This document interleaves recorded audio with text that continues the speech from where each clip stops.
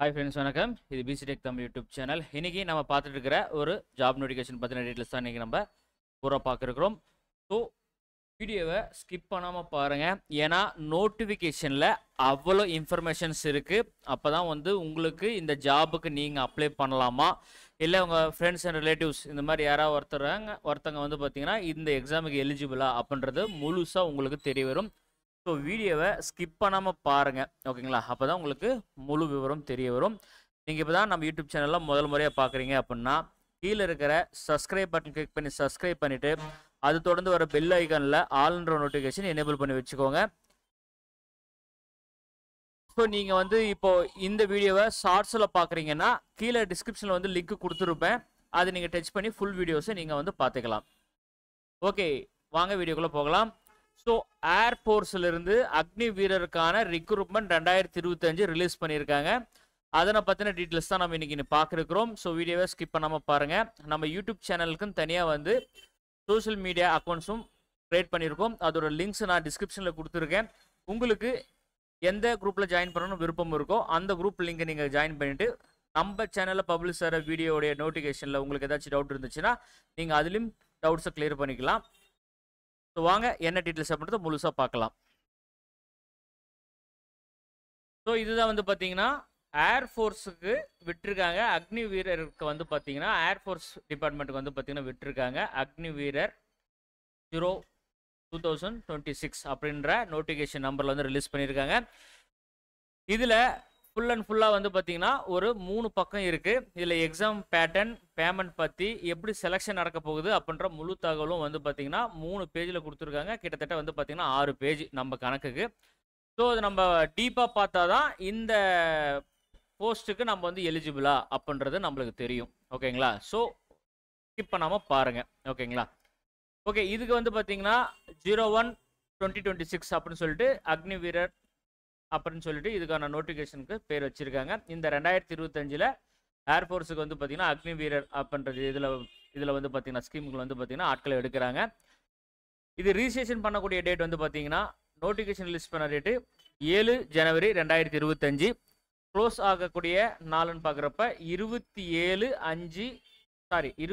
ஜனவரி 2025 இந்த அப்ளிகேஷன் பார்த்தீங்கன்னா online close ஆகுது. இந்த வெப்சைட்டில் தான் நீங்கள் பார்த்தீங்கன்னா அப்ளை பண்ணணும், ஓகேங்களா? இதுக்கு தான் நீங்கள் அப்ளை பண்ணணும். ஸோ 27 ஜனவரி 2025 இது பார்த்தீங்கன்னா மிட் நைட்டில் க்ளோஸ் ஆகுது, ஓகேங்களா? அதாவது டேட் சேஞ்ச் ஆகிற அந்த டைமில் க்ளோஸ் ஆகுது.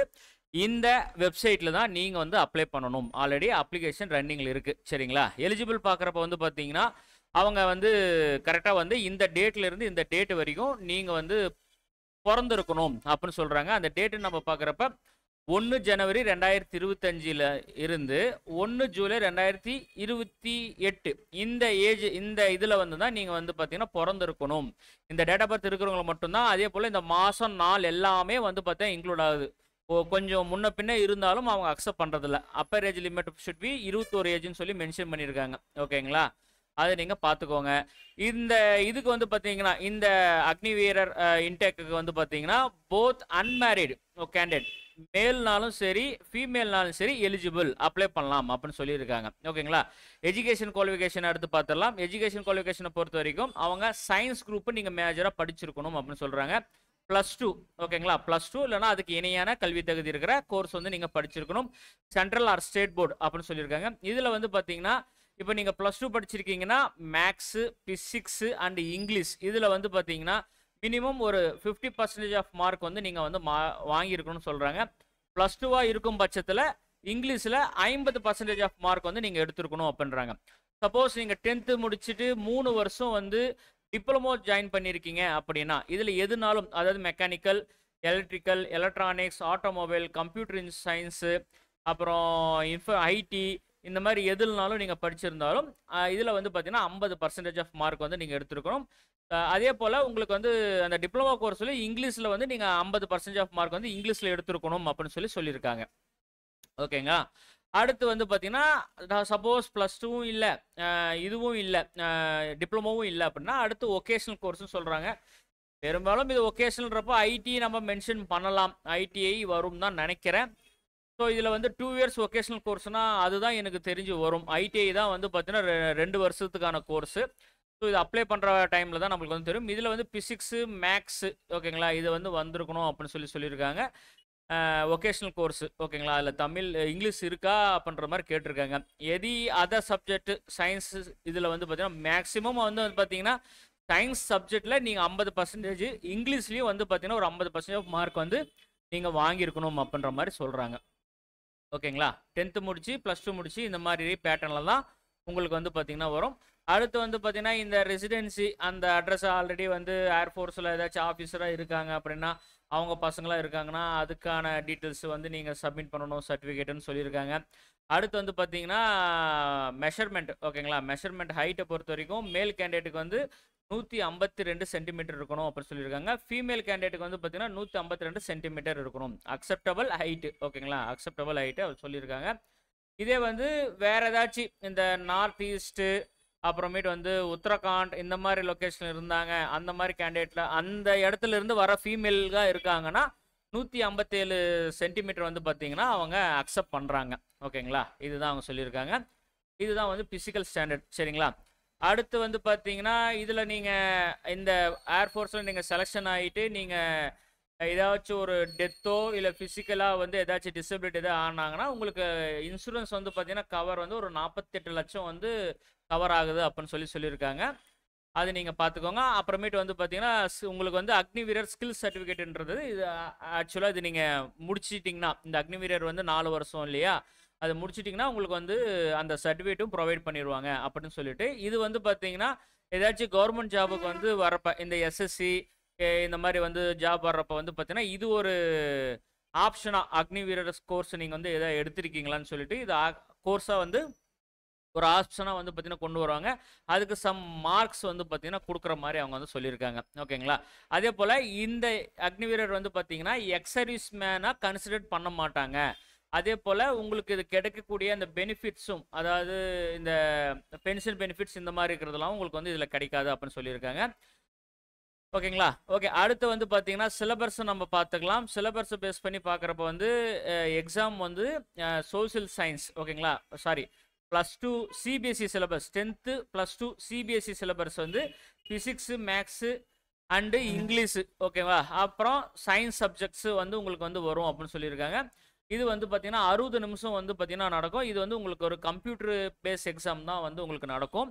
எக்ஸாம் பேப்பரை பொறுத்த வரைக்கும் உங்களுக்கு வந்து இங்கிலீஷும் ஹிந்தி மட்டும்தான் உங்களுக்கு வந்து பேப்பராக வரும் அப்படின்னு சொல்லியிருக்காங்க. 2 தான் வந்திருக்கும்.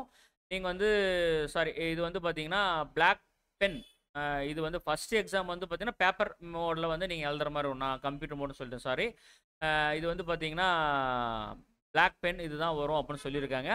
இங்கிலீஷ் பேப்பர் கேண்டிடேட் அப்படின்னு சொல்லியிருக்காங்க. ஏன்னா இதில் online test will be objective type கொஸ்டின்ஸ்னு சொல்லியிருக்காங்க. இங்கிலீஷ் பேப்பர் அப்படின்னு சொல்லியிருக்காங்க. So allotment for admit card அப்படின்னு ஆன்லைன் டெஸ்ட் ஃபார் டிஸ்கிரிமினேஷன் சொல்லியிருக்காங்க. இது ஆன்லைன் டெஸ்ட்னு தான் சொல்லியிருக்காங்க. Question paper will be paper candidate should be bring 1 black point pen, original Aadhaar card அப்படின்னு சொல்லியிருக்காங்க. பேஸ் 1க்கு ஓகே. ஏன்னா இது 2 எக்ஸாம் இல்லைங்களா, அதனால வந்து ஆஃப்லைன் ஆன்லைன் ரெண்டுமே இருக்கும். ஓகேங்களா, அதுதான் அவங்க மென்ஷன் பண்ணியிருக்காங்க. நம்ம எதுவும் குழம்பிக்க வேண்டாம். அடுத்து வந்து பார்த்தீங்கன்னா general other than science, general reasoning, general awareness இது வரும் அப்படின்னு சொல்லியிருக்காங்க. சிபிஎஸ்சியில் வந்து தான் எல்லாமே பெரும்பாலும் சிபிஎஸ்சி தான். ஃபிசிக்ஸு, மேக்ஸு, இங்கிலீஷு இது எல்லாமே வரும். ஜென்ரல் ரீசனிங், ஜென்ரல் அவேர்னஸ் இதெல்லாமே வந்து பார்த்தீங்கன்னா சிபிஎஸ்சி தரத்தில் தான் கொஸ்டின் இருக்கும். ஸோ என்சிஆர்டி புக்ஸ் வந்து நீங்கள் வந்து ப்ரிப்பேர் பண்ணி நீங்கள் எக்ஸாம் வாங்கலாம். ஓகேங்களா, இந்த எக்ஸாம் வந்து நீங்கள் அட்டன் பண்ணலாம். அடுத்து வந்து பார்த்தீங்கன்னா ஒரு கொஸ்டினுக்கு 1 மார்க் அப்படின்னு சொல்லி கொடுத்துருக்காங்க. நீங்கள் அட்டன் பண்ணாத கொஸ்டினுக்கு 0 மார்க் அப்படின்னு சொல்லியிருக்காங்க. நீங்கள் ஏதாச்சும் ராங்காக ஆன்சர் பண்ணிங்கன்னா அதுக்கு வந்து 0.25 மார்க்ஸ் வந்து பார்த்தீங்கன்னா கம்மி பண்ணுவோம் அப்படின்னு டிடெக்ட் பண்ணுவாங்க அப்படின்ற மாதிரி அவங்க சொல்லியிருக்காங்க. ஓகேங்களா, அப்ளிகேஷன் நீங்கள் எல்லாமே அப்ளை பண்ணுறப்ப வந்து பார்த்தீங்கன்னா அப்ளை பண்ணி முடிச்ச பின்னாடி அட்மிட் கார்டு எல்லாமே வந்து கலர் பிரிண்ட் அவுட் தான் எடுத்துகிட்டு வரணும். அப்புறம் பென்சில், எரேசர், டேப்லரு, கம்மு இந்த மாதிரி எல்லாமே எக்ஸாம் பேட்டர்ன் டைமில் நீங்கள் வந்து எடுத்துகிட்டு வரணும் அப்படின்ற மாதிரி சொல்லியிருக்காங்க. ஓகேங்களா, அதெல்லாம் பார்த்துக்கோங்க. அதுக்கப்புறம் ஏதாச்சும் உங்களுக்கு அடிஷ்னல் ஸ்கில் ஏதாச்சும் இருக்கா, மோட்டார் வெஹிக்கிள் டிரைவிங் இந்த மாதிரி ஸ்கில்ஸ் இருந்தாலும் அதெல்லாம் நீங்கள் மென்ஷன் பண்ணுங்கள் அப்படின்ற மாதிரி சொல்லியிருக்காங்க. ஸோ இதுதான், வேறு எதுவும் இதில் டீப்பாக இல்லை, நார்மலாக வந்து படிக்கிற மாதிரி தான் இருக்குது. ஸோ அடுத்து வந்து பார்த்திங்கன்னா நம்ம சேலரி பேஸுக்கு நம்ம போயிடலாம். ஓகேங்களா, சேலரி பேஸ் இதெல்லாம் போயிட்டுருக்கலாம். ஓகே, ஏற்கனவே சொன்ன மாதிரி வந்து பார்த்தீங்கன்னா செஸ்ட் வெயிட் வந்து ஆல்ரெடி இது பண்ணிட்டாங்க, ஹைட் ஏஜ் ஆஸ்பயர் அப்படின்னு சொல்லிட்டு. அடுத்து வந்து பார்த்தீங்கன்னா செஸ்ட் வந்து பார்த்தீங்கன்னா 77 சென்டிமீட்டர் இருக்கணும், எக்ஸ்பெண்டபிள் 5 மினிமம் இருக்கணும். நார்மலுக்கும் மூச்சு பிடிச்சிக்கிட்டா வந்து பார்த்தீங்கன்னா மினிமம் 5 இருக்கணும், எக்ஸ்பெண்டபிள் டிஃப்ரெண்ட் வந்து பார்த்தீங்கன்னா 5 இருக்கணும்னு சொல்லியிருக்காங்க. அடுத்து வந்து ஃபீமேலுக்கும் சேம் அதே போல தான், இந்த ஃபீமேல் கேண்டிடேட்டுக்கும் நார்மலை விட மூச்சு இழுத்து பிடிக்கிறப்ப 5 சென்டிமீட்டர் வந்து ஜாஸ்தியாக இருக்கணும் அப்படின்னு சொல்லியிருக்காங்க. அப்புறம் ஜென்ரல் ஹெல்த்து, அப்புறம் உங்களுக்கு வந்து ஃபீமேல் கேண்டிடேட்டுக்கு கவர் ஆகுறது இது எல்லாமே கொடுத்துருக்காங்க. அப்புறம் பாடியில் டேட்டூஸ் இது மாதிரிலாம் இருக்கிறவங்க அலாட்மெண்ட்டே கிடையாது. அப்புறம் பல்லு சம்மந்தப்பட்ட கொஷின்ஸ் ஒரு 14 பல்லு நல்ல கண்டிஷனாக இருக்கணும் அப்படின்னு சொல்லியிருக்காங்க. கண்ணு பேட்டர்ன் 6க்கு 12, 6க்கு 6 கலர் விஷன் தெரியணும் அப்படின்னு சொல்லியிருக்காங்க. அப்புறம் சர்ஜரி எதுவும் வந்து பண்ணியிருந்தீங்கன்னா நாட் எலிஜிபிள் அப்படின்னு சொல்லியிருக்காங்க. ட்ரக்ஸ் ஏதாச்சும் யூஸ் பண்ணி ஃபிசிக்கலாக வந்து ஏதாச்சும் ஆயிருந்தீங்கனாலும் நாட் அலோடுன்னு சொல்லியிருக்காங்க. ஓகேங்களா, இதெல்லாமே தான். இதெல்லாம் கொஞ்சம் நல்லா படித்து பார்த்துக்கோங்க. ஆனுவல் லீவ் அடுத்து வந்து பார்த்தீங்கன்னா நீங்கள் ட்ரைனிங் ஆகி முடிஞ்சு நீங்கள் செலெக்ஷன் ஆகிட்டீங்க, 2 எக்ஸாம் எழுதி முடிச்சு நீங்கள் ட்ரைனிங் ஆகிட்டீங்க அப்படின்னா உங்களுக்கு வந்து பார்த்தீங்கன்னா ஆனுவல் லீவ் வருஷத்துக்கு 30 நாள் வந்து பார்த்தீங்கன்னா உங்களுக்கு வந்து லீவ் கிடைக்கும் அப்படின்னு சொல்லியிருக்காங்க. ஓகேங்களா, சிக் லீவ் அது தனியாகவும் இருக்குது, மெடிக்கல் அத்தாரிட்டி கொடுக்கறதுக்கு ஏற்ற மாதிரி உங்களுக்கு இருக்கும் அப்படின்னு சொல்லியிருக்காங்க.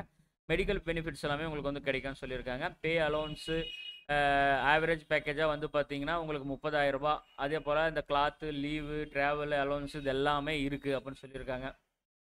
ஓகேவா, அடுத்து வந்து பார்த்தீங்கன்னா இது மொத்தம் வந்து 4 வருஷம் இல்லையா, ஒவ்வொரு வருஷத்துக்கும் ஒவ்வொரு விதமான சேலரி கொடுத்துருக்காங்க. வருஷம் மாதத்துக்கு 30,000 ரூபா சேலரி கொடுத்துருக்காங்க. 2வது வருஷம் நீங்கள் அப்படியே இருந்தீங்கன்னா 33,000 ரூபா சேலரி பெர் மந்த்து. அடுத்து 3வது வருஷம் 36,500, 4வது வருஷம் வந்து பார்த்தீங்கன்னா 40,000 ரூபா. ஆனால் இந்த சேலரி அப்படியே உங்கள் கைக்கு வருமானா கிடையாது. இதில் வந்து பார்த்தீங்கன்னா 70% ஆஃப் சேலரி தான் வந்து பார்த்தீங்கன்னா உங்கள் கைக்கு வரும். இப்போ 30,000 ரூபா சேலரினா 21,000 ரூபா உங்களுக்கு வந்து பார்த்தீங்கன்னா கைக்கு வந்துடும். ஓகேங்களா, சேலரியாக உங்கள் அக்கௌண்ட்டில் கிரெடிட் பண்ணுவாங்க, அது உங்களுக்கு வந்துடும். அதே 33,000னா 23,100, 36,500னா 25,500 அந்த மாதிரி வந்து பார்த்தீங்கன்னா 70% ஆஃப் சேலரி வந்து பார்த்தீங்கன்னா உங்களுக்கு வரும். அந்த மீதி இருக்கிற அமௌண்ட் 30% எங்கே போகுது அப்படின்னா அது உங்கள் பேரில் வந்து பார்த்தீங்கன்னா ஒரு கான்ட்ரிபியூஷன் ஃபண்ட் அப்படின்னு சொல்லிட்டு உங்களுக்கு வந்து பார்த்தீங்கன்னா இது வந்து தனியாக எடுத்து வைக்கிறாங்க. எவ்வளோ அமௌண்ட் எடுத்து வைக்கிறாங்களோ மாதம் அதே அமௌண்ட் வந்து பார்த்தீங்கன்னா கவர்மெண்ட்டும் உங்களுக்கு வந்து தனியாக அந்த அமௌண்ட்டு எடுத்து வைக்கிது. இப்போ பொதுவாக வந்து பார்த்தீங்கன்னா அப்ராக்சிமேட்டாக பொதுவாக நம்ம பார்க்குறப்ப வந்து பார்த்தீங்கன்னா ஒரு 4 வருஷம் நீங்கள் வேலை பார்த்துட்டு வெளியே வர டைமில் உங்களுக்கு கிட்டத்தட்ட ஒரு 10 லட்ச ரூபா வரைக்கும் உங்கள் கைக்கு வந்து பார்த்தீங்கன்னா வரும். சேலரி இல்லாமல் இந்த அமௌண்ட் வந்து ஒரு 10 லட்ச ரூபா உங்களுக்கு வந்து வரும் அப்படின்னு மாதிரி அவங்க சொல்லியிருக்கிறாங்க. ஓகேங்களா, இதுதான் ஆப்ஷன்ஸ். ஓகேங்களா, மற்றபடி வேறு வந்து இந்த ரன்னிங் எத்தனை மீட்ரு, புஷ்அப்ஸ் எத்தனை எடுக்கணும், இது எல்லாமே அவங்க சொல்லியிருக்காங்க.